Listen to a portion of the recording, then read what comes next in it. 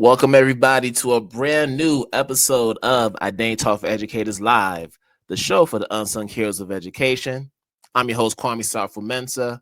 And if this is your first time tuning in to the podcast, I welcome you and I hope that today's episode is one that will have you coming back for more.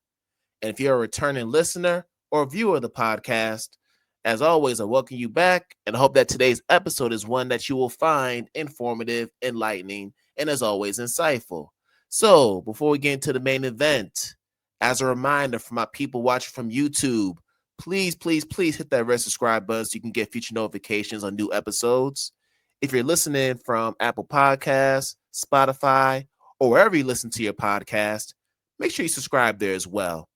And for those that would like to contribute financially to the growth of this platform, you could do it in 4 ways.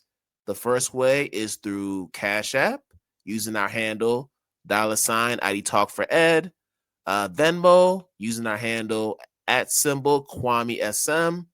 If you have a PayPal account, you can go to our URL, which is paypal.me/Kwame SM.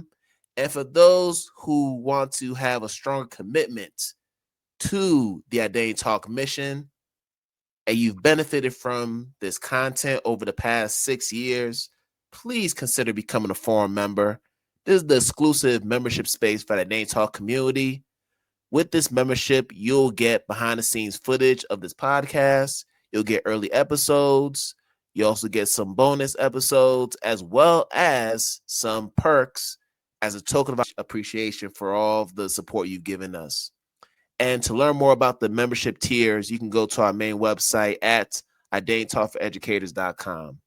Now, for those who love to read, consider getting yourself a copy of Learn to Relearn, Support Identity and Culture Affirming Classroom.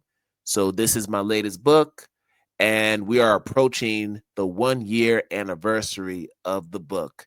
So I appreciate everybody who has ordered a copy, those who have shared this book with their circles, people that have recommended this book to loved ones, colleagues, and friends. All the support is appreciated.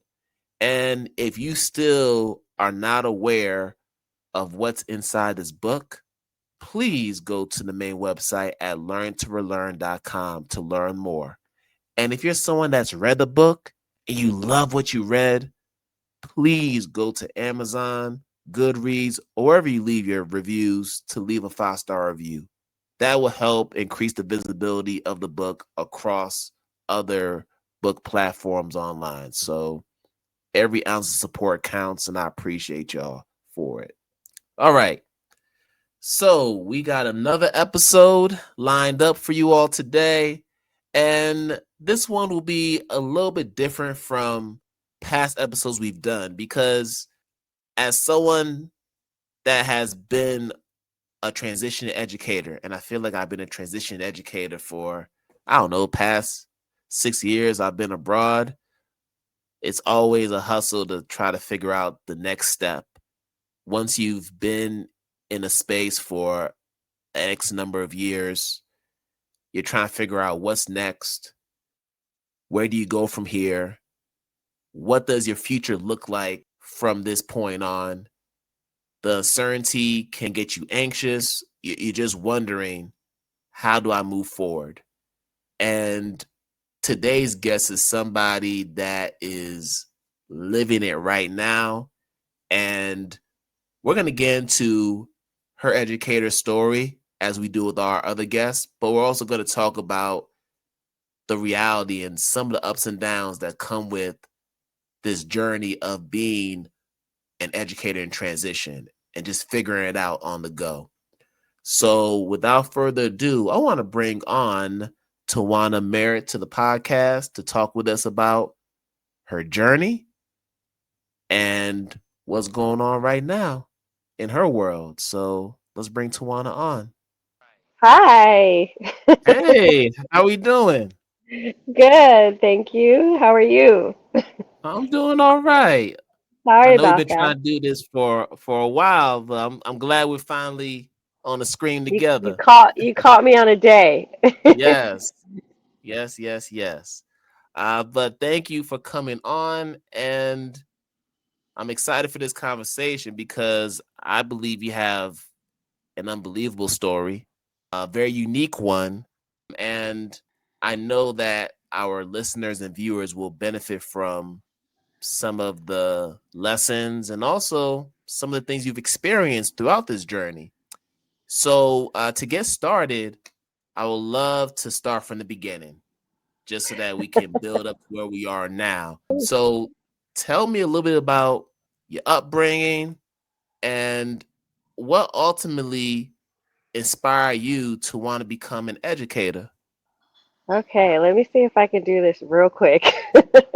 Originally Take your from time. Georgia, um, but moved to Alaska when I was 11 from a single parent household of my mom. And I'm the middle child, and that says a lot about my personality.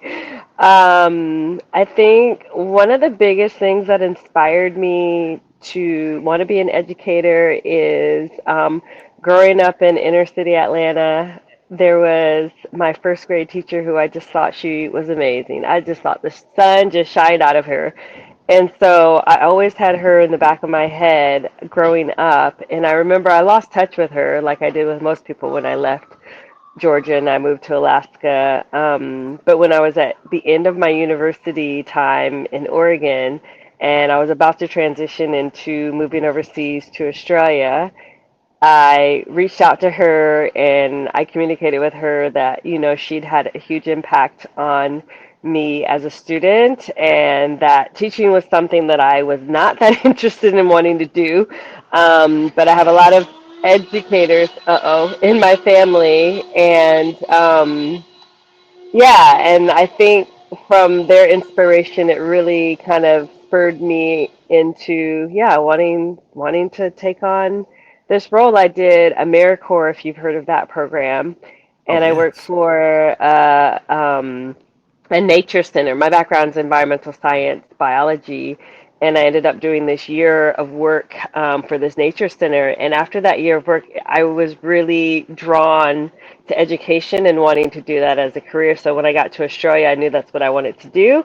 So I went and got my graduate diploma of education, and I became a teacher. And then I ended up living in Australia for almost 11 years teaching here at a government school.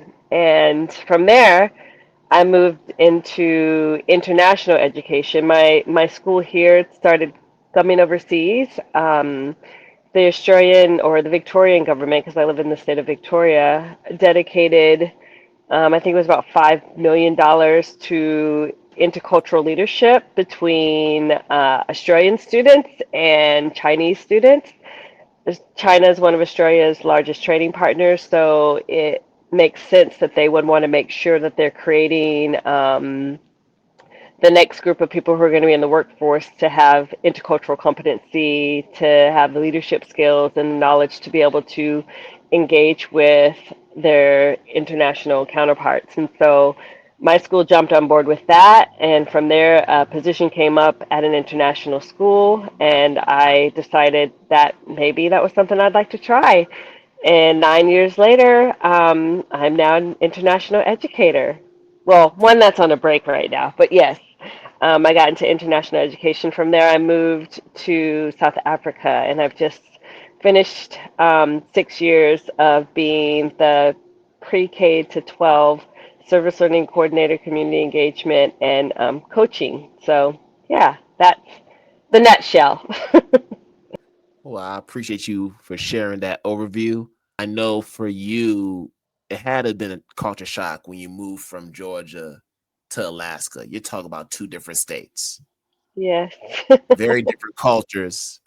Now, in Alaska, were you in, I don't know, Anchorage or Juneau? Like, where in Alaska were you? I'm from a little tiny town called Valdez. Most people know it Okay. from the Exxon Valdez oil spill. That is how we got our claim to fame. All right. All right. So, just thinking back to that time when you're going through your K to 12 experience, Hmm. uh, part of it, of course, in Georgia, and then the other part in Alaska. I'm wondering if you experience any challenges as far as just figuring out, like, who am I in this space? Hmm. like making sense of your environment around you and how you yourself fit into that environment. I would say that there were some times where I didn't get to show up as my authentic self, but on the whole, I assimilated so well and so quickly that now I'm like looking back and reflecting on all of the small microaggressions, the small nuances, the small culturally variant and different experiences that I had. So I feel like it's going to be a lifelong journey of processing that. And for the most part, I had an amazing experience being there. It was definitely a culture shock going from, we lived in the hood in Georgia, so inner city Atlanta to this really small little remote white middle class community. Me and my sister showed up there and we did not know what had hit us. And it definitely took some getting used to, but like I said, I assimilated pretty quickly. It's a safe community. I felt safe. I felt like I belonged for the most part. I felt supported. And no, I mean, I didn't give much credit just now to the educators there, but there were many educators and adults in my life there. When they say it takes a village to raise a child, I feel like that's definitely been the case for me. My aunt and uncle have been solid in my life, of supporting me.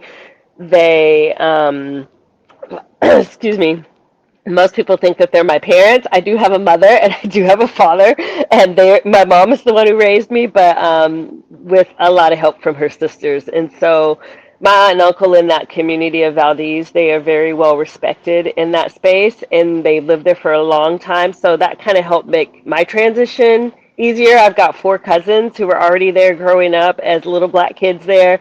And so stepping into that space made it somewhat easier. I would say that there was a lot of ignorance, but it was in kind of an innocent way, if I can say that. When kids come up to you and they're kind of looking at you, checking you out, trying to figure out, why do you have brown skin, that kind of thing. So I think that being in that space really gave me my first dose of intercultural competence and what it meant to be in a space where you question your identity and you question, how do you grapple with mixed feelings about different things that are happening to you, or how people are speaking to you, or things that are seen as norms that maybe, I got some question marks around them, and how do I get answers to those in a safe way. Yeah, so it's a lot. It's been a lot to unpack, but I would say that I feel so grateful and I feel so much gratitude for my community, for my peers. I return to that community over and over because I do feel a sense of safety and connection there.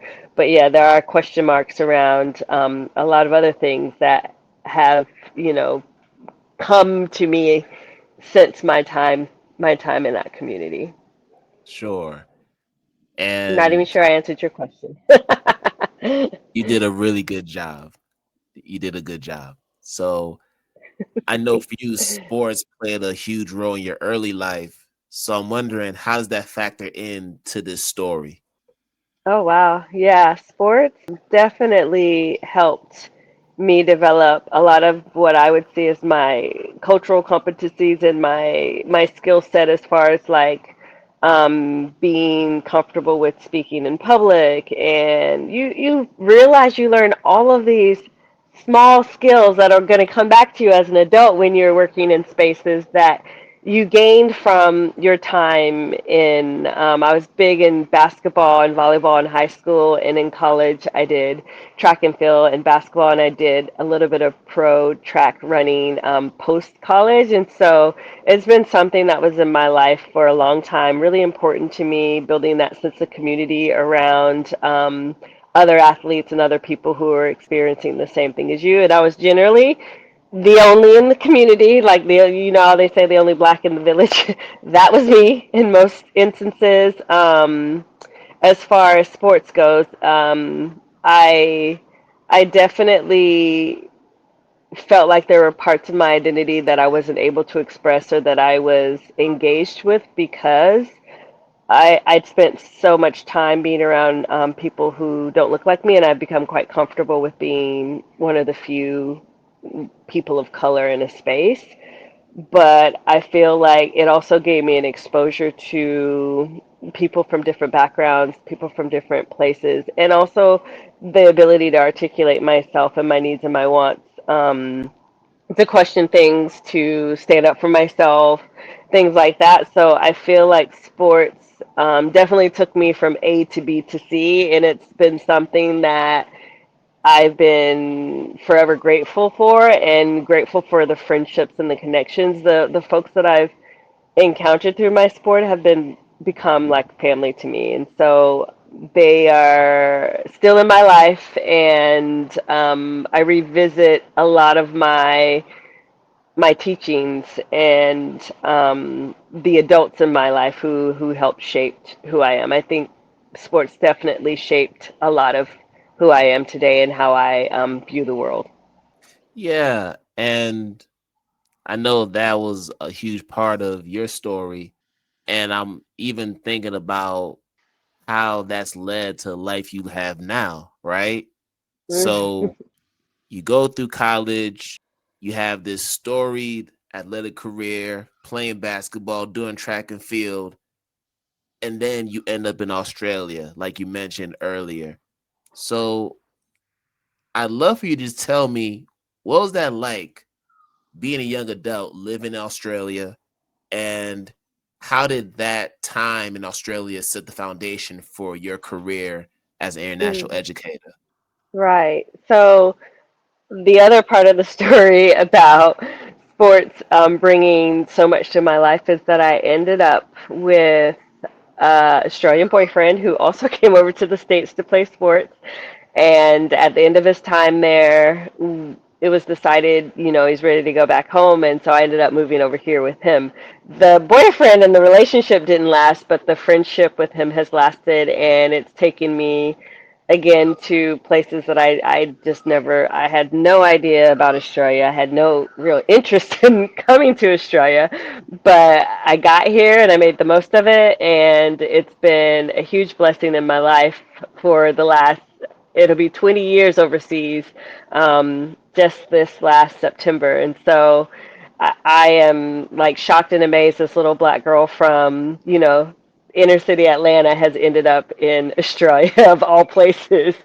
And the amount of support that I've received from um, my ex-boyfriend and his family has been tremendous. And I feel like it was through that support and that time here that kind of really set the stage for me being able to continue staying internationally and being overseas and working with again people outside of my own culture. So while I wasn't necessarily in an international school, I was very clearly leading an international lifestyle and working with a lot of kids who are from a different culture and different background than I am.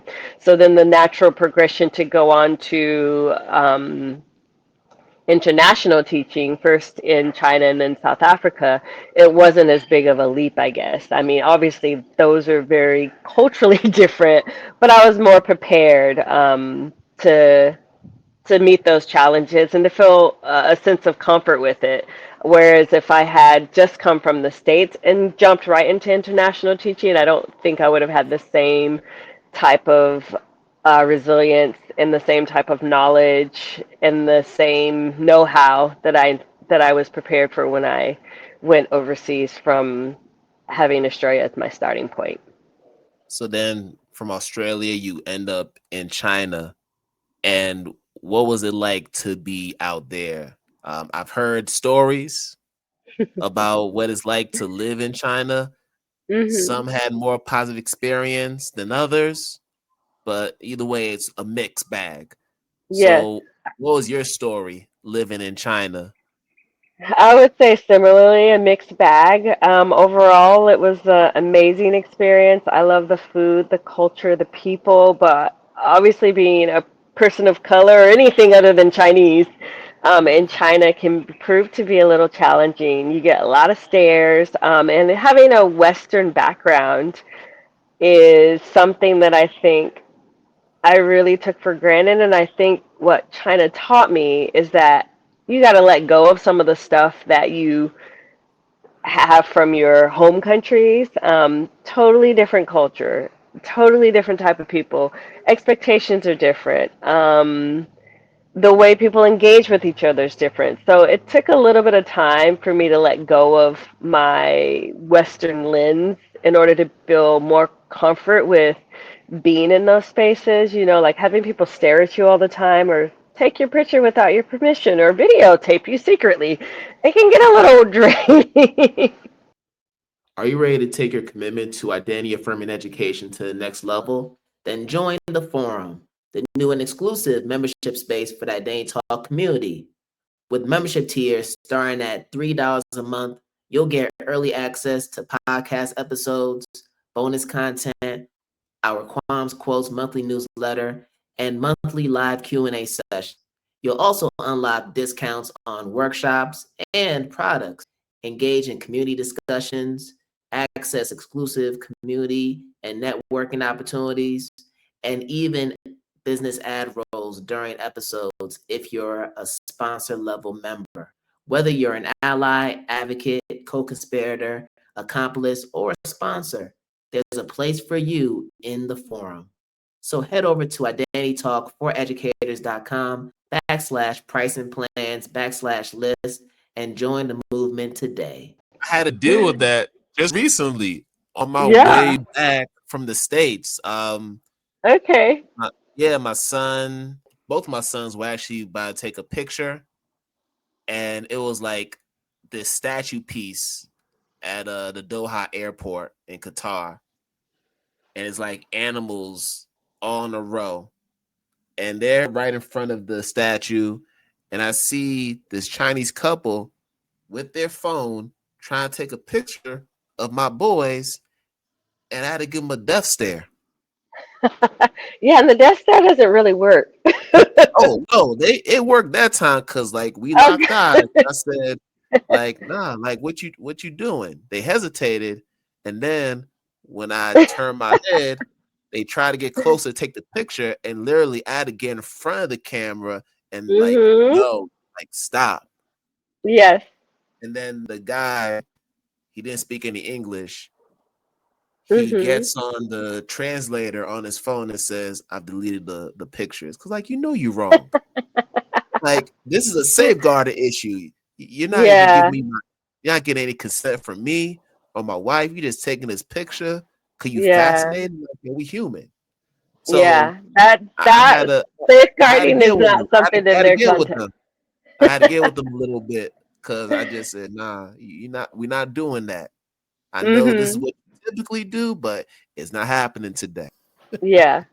Yeah, so you can imagine being in Asia and that happening like all the time. So Yeah.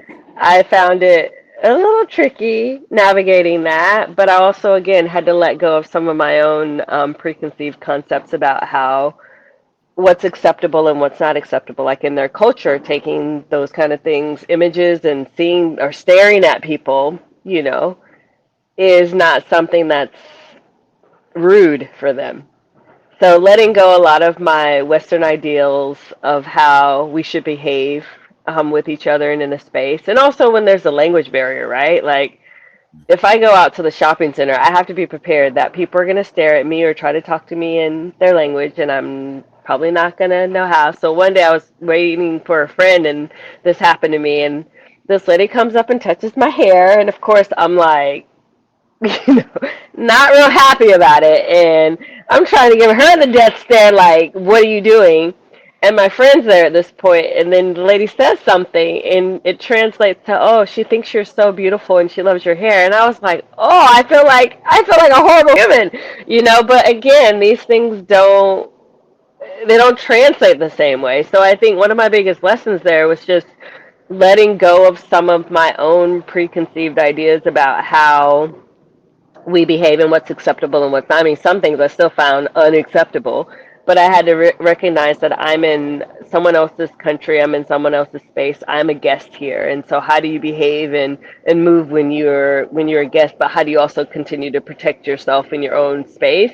So navigating that was a bit tricky, but I made some phenomenal friendships and got to visit some amazing places. And I just think it was definitely a journey of growth for me, and really kind of spurred me on to, you know, the next phase of the next international experience.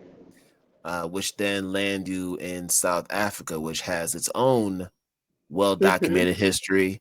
Um, just going back to, well, I'm not even going to say post apartheid because apartheid still happens in South Mhm. Africa. It's just manifested in a different way during this Mhm. contemporary time. But being a black woman in that space, knowing the history of the country, and working um, in that space, what were some experiences that you had during your time there? Because I mean, you were there for quite a while, so I know there were Yeah. some experiences at that time. Oh, I'm still reflecting on my time in South Africa, and I found something the other day about I'd written about before I was going there. Like, I wonder what I'm going to impart on the folks of South Africa. I wonder why I'm going here, you know, and it was all about me. And in the end, I reflected the other day and I went, wow, it was all about me learning and a journey of discovering how people can teach me and what people had to teach me. And obviously, I gained so much more than I left behind, I would say. But there's so many different elements of that journey. I'm trying to even think about where I can start. But I think one, just being a black woman and an American in that space was some of the things that I now understand about myself and about who I am. I was not expecting when I arrived there. So, for example, I've never thought that I was in a position of privilege over anybody. I feel like as black women, we are at the bottom of most totem poles for things, right? Like we are the least recognized folks on the planet. And so, for all of our talents, gifts, and everything else that we have to offer as black women, that's what I mean. Yeah, And I grew up poor in America, right? And so for me to arrive in a country and now have a sort of an elevated status, I'm saying in air quotes, over a whole group of people was not something that I felt really comfortable with. And as far as like working at an international school, having a role that was middle leadership in a school, and most of the other black people you saw were doing the jobs that, you know, no one else wanted to do, or the minimum wage jobs, I'll call them. yeah, um it was confronting to be in that space, and then when people didn't know that you were American, and the way they engaged with you and talked to you and interacted with you, versus once they heard my accent and they knew that I was from America, and the way they then approached me was impactful, and not always a pleasant thing to recognize. And so I feel like my my time there was one of deep learning and deep gratitude for so many things, right? And my time in the wider community there, particularly the townships and the relationships I developed with community partners and organizations, I would have never had these types of experiences had I just stayed in America. Um, these people taught me so much about myself and about community that yeah, I'm forever grateful for the experiences that, yeah, that I was able to gain from my time there. I know I gave you like a roundabout answer because I just feel like there's just so much I can't even I don't know. You'd have to give me something like very specific to answer, You're but good. No, yeah. you're good because you helped me get into the segue. So you talked about experiences you've learned in South Africa, the exchange in culture and everything. And that very much ties into the work you did as a service learning coordinator Hmm. um, at your last school. And I'm wondering, just from your perspective, how has your understanding of service learning changed from the time that you started at your school in South Africa up until the time that you just left? Yeah. I would say, like most international schools, we have been slowly recovering from this saviorism complex Hmm. and stepping into understanding that these communities are powerful. They have many talents, gifts, and treasures to offer us. And so supporting my community as far as my school community and understanding that was a goal and a journey throughout the entire time I was there. In the first little bit, I think I was trying to fundle my way through. I wasn't quite sure what was going on and what was what, and I had some hiccups and a lot of learning along the way to finally discover like, wow, we we really need to be shifting the way we approach our engagement with these communities, and we need to support them in understanding that they have a lot of power in the situation. I Right. think that the Western construct of giving and gifting has really tarnished so many striations of their communities. Like I went to one elementary school, just for example, and I'm talking to them about how they could put on a event where they have people from the community come in who are showcasing they were like, oh, we don't have anybody in our community that has talent or that has made it out of here. And I said, are you kidding me? Like, there are so many talented people here. They might not have the same type of resources and it might not show up the same way, but the resilience, the beauty, the creativity, like all of it is just so amazing.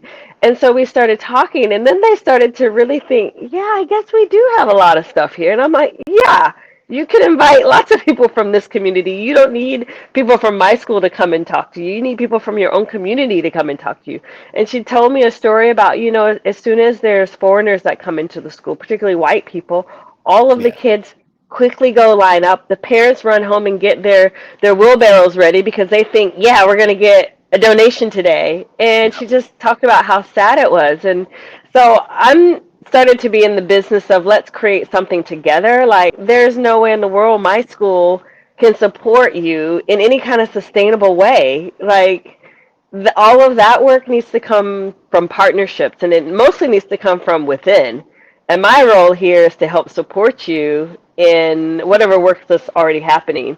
And I had to really work to get my students at my school and our staff to understand that as well. Like, we want to do these like one-off, beautiful, amazing things while, Mm. people are hungry and they do need food and things ASAP. That is not the main goal. That's not the thing that's going to sustain. Like, we might be able to do a holiday drive, but that's a band-aid approach. So how Yes. can we help support in making systemic, sustainable change in these communities? What is my role in that? And so I felt like a lot of the time I was trying to navigate that piece. What is my role here? What is my purpose? And without parentification, because that's the other thing. Like, I also don't want to be going in their communities telling them what they should be doing and what they need to do. Of course. Of course. I wanted to press upon them what service meant. And for my part, it's like I'm supporting my students in learning these skills, these essential skills that are going to help them beyond their time in this school.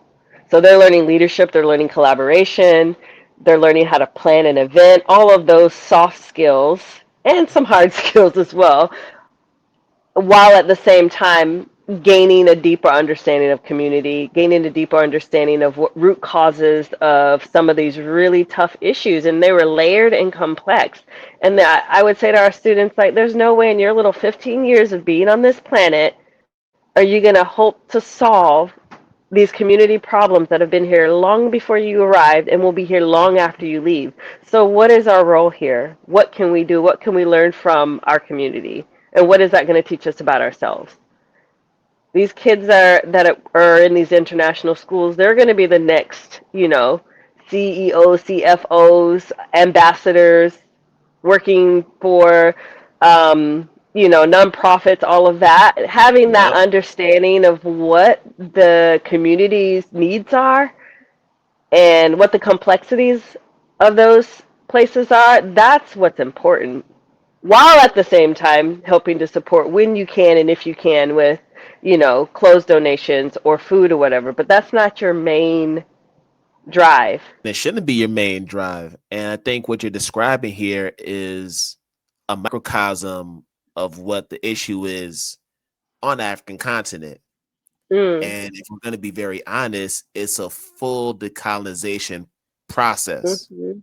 that has Mhm. to be undergone.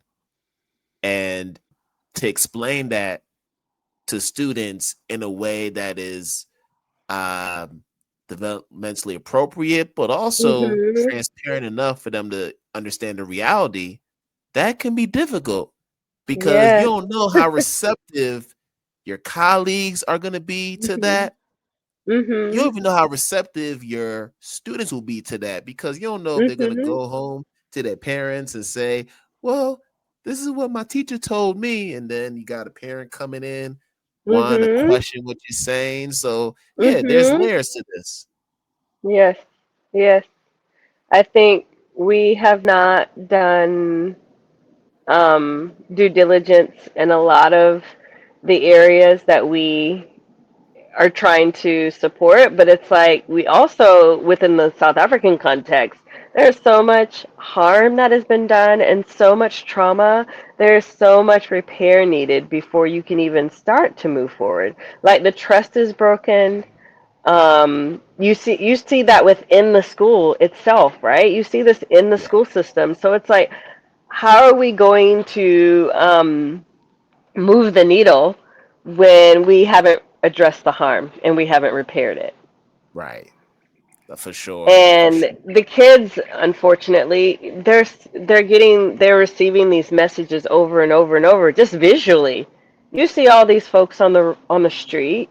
You see how hard they're doing it, but then Miss Merritt's saying the goal isn't to give food, and but these people need to eat, So it's really hard for them to be able to hold multiple truths and work out, okay, systemically what's happening, what is the root cause, and what is my part in supporting the root cause? How am I reinforcing harmful behaviors that are happening?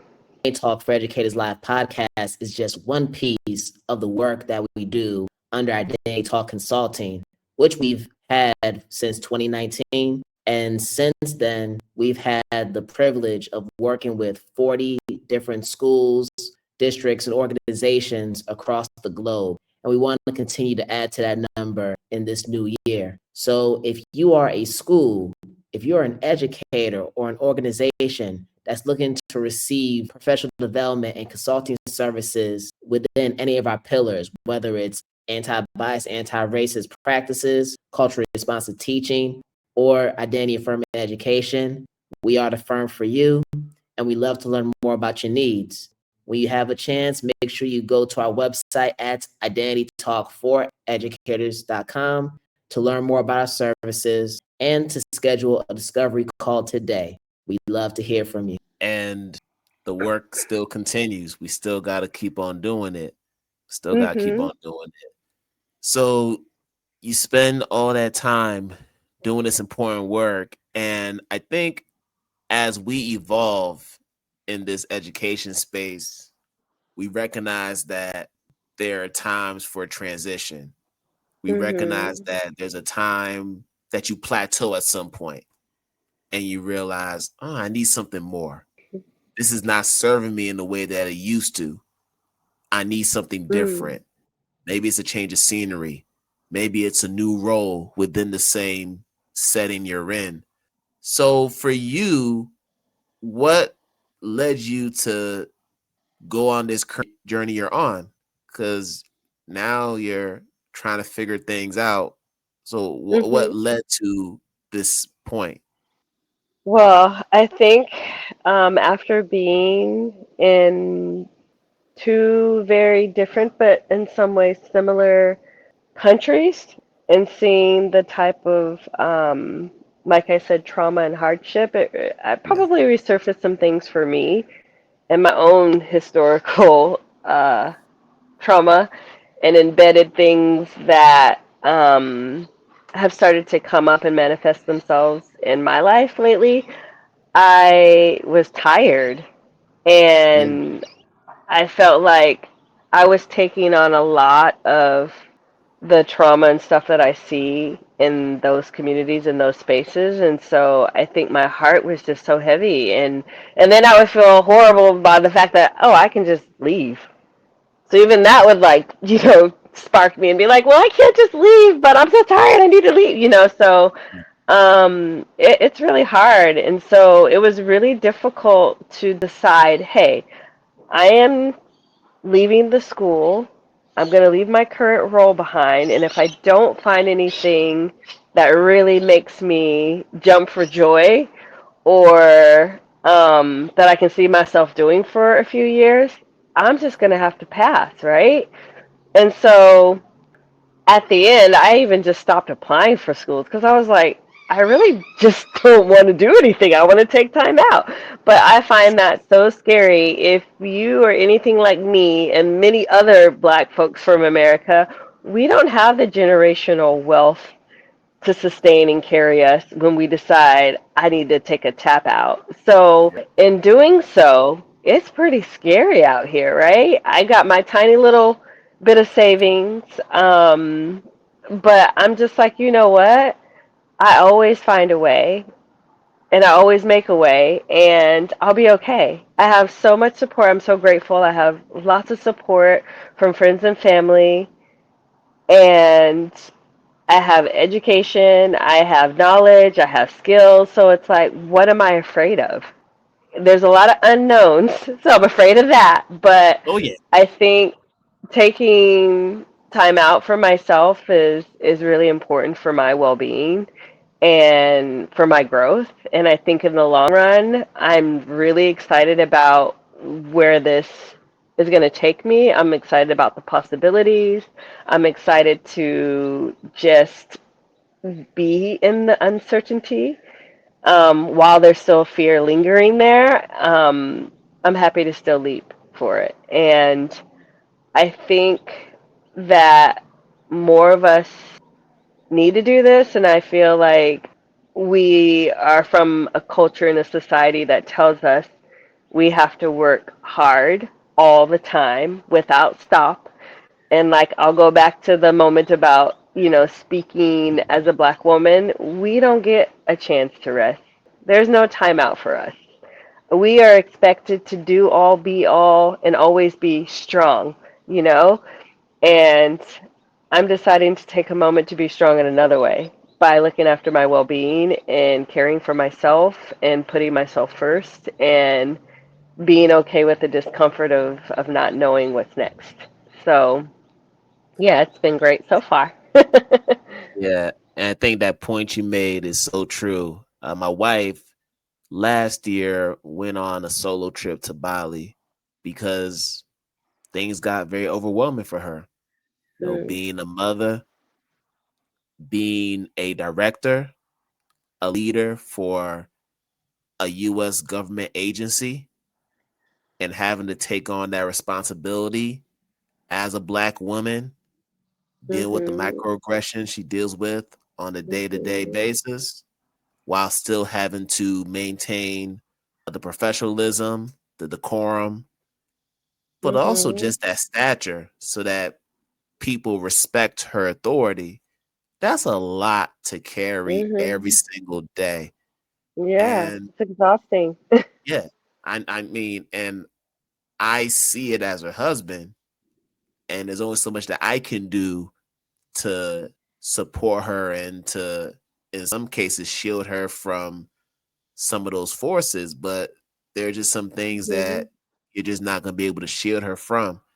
And I had to come to that realization. But I was glad that she was able to get that time for herself to just reflect and to think about what she wanted to do. And now, just from having that time, she's been able to think about different things she wants to do. And she has been working diligently to work towards some of those Hmm. projects. It's so important. Yeah. Yeah, when So, you allow space, you open up so many new channels and so much creativity. Yeah, it's amazing, but it's really hard to get there. So it's great that she has your support as a partner and that you can see that. yeah, absolutely. And then for you, given that you're in this current space of uncertainty and adventure, because this is an adventure. Yes, it is. Yeah, thinking about your years in international education, I want you to tell me the greatest lesson you've learned during that time and one thing you've learned about yourself throughout this journey. Oh, goodness. The biggest lesson I would say is to bet on myself and to try to stay true to myself, let go of fears because I think that they don't give me anything, right? Mhm. They're not adding any value to me. And so just staying true to myself and betting on myself, I think is something that I've had to continually like go back and remind myself to do. Um, and I think one of the biggest lessons I learned, particularly being in South Africa most recently, is that the the impact of indigenous knowledge and the work and the things that I gained from being around, being in community with people. And I used to think of like indigenous knowledge or knowledge systems as like coming from, the elderly, coming from people. But there were so many resilient, beautiful young people there doing like amazing work and putting others first. They taught me so much about kindness, care, and the impact that you can have when you just decide to put others first and you decide you like enough is enough. There's a group of young people that I so admire there who during COVID were struggling themselves, but they decided they wanted to create a soup kitchen for their community despite themselves struggling. They wanted to help other people, and that soup kitchen's still going, and they just go from strength to strength. And there were just so many stories like that, and having the opportunity to be in the space with them and to try to support them in little ways, just doing like silly activities, even doing like one time I did with a group like a mindful minute and a Okay. little yoga practice and breathing, and just doing that one little thing, they were so grateful that I did that with them. And I thought, oh, that's like just a small little, but they don't get to ever stop and just breathe, That's you right. know? And so you just never know your impact on other people. And I was very grateful to have had the opportunity to live in both South Africa and China, and continuously get to come back to Australia to recenter myself, to reconnect with people, and just to tune into other things. It's been a phenomenal 20-year journey of living internationally. And so I think those are some of my biggest lessons, is that these spaces and people and places have taught me more about myself than I think I would have ever gained if I had just stayed in my little bubble. That's safe. Yeah, for sure. So, Tawana, as we start to wrap up this beautiful conversation, I want to ask you this question that I ask everybody on this podcast. And that question is, how do you stay true to the teacher in you, even during this current journey that you're on? um, I would say, staying true to the teacher in me is just accepting acceptance, accepting where I am, accepting where I am physically as well as mentally, spiritually, and emotionally, and continuing to come back to myself and come back to that. So yeah, like taking this chance to have a timeout is one way that I've decided to stay true to myself. Because you've got, one little Tawana on this shoulder and one on this shoulder, and one's telling you to keep taking the safe route and to keep working and to stay in schools and do this. You got all this list of things and responsibilities that you need to make sure you're adhering to, and you got the other one that's saying, no, you deserve to take time for yourself. You deserve to, tap out. You deserve to rest. You deserve to look after your well-being. All of those things. So, yeah, staying true to that and honoring that has been, yeah, something that I think I'm grateful for. I'm grateful to be able to do that. And I'm grateful that you took time out of your schedule to share this story. I thank you for your time. And we're recording this on October 28th, y'all. We've been talking about doing this since last October during, I think, ASA Yeah, conference. So it's been a yeah, year. you're right. You're I've been doing right. Wow. transportation now for a year, but you know what? Here we are, and we're having this Here we are. conversation, and I'm thankful for it. I'm very thankful. I'm thankful for you for giving the platform and the space and all the work that you do with educators from so many different backgrounds. It's been amazing to follow your journey, and now I'm glad I can be more a part of it through this identity talk. So, thank you. Yeah, yes. And real quick, before you go, I know you're not super active on social media, but if people wanted to connect with you, how can they do that so they can support you on this current journey? Thank you. I would say LinkedIn. If you just look up my name, you should be able to find me. I'm also on Instagram and Facebook, but those two platforms are mostly like me sharing my adventures and things for my friends and family to see what I get up to. And the LinkedIn page is probably more of a professional space that I'm trying to slowly get into. I feel like all these platforms are a lot. And you can also email me my first name, Tiwana, my last initial M, like Mary, at hotmail.com. All right. So she's giving you all the details right here, y'all. Make sure y'all connect if you want to talk with her.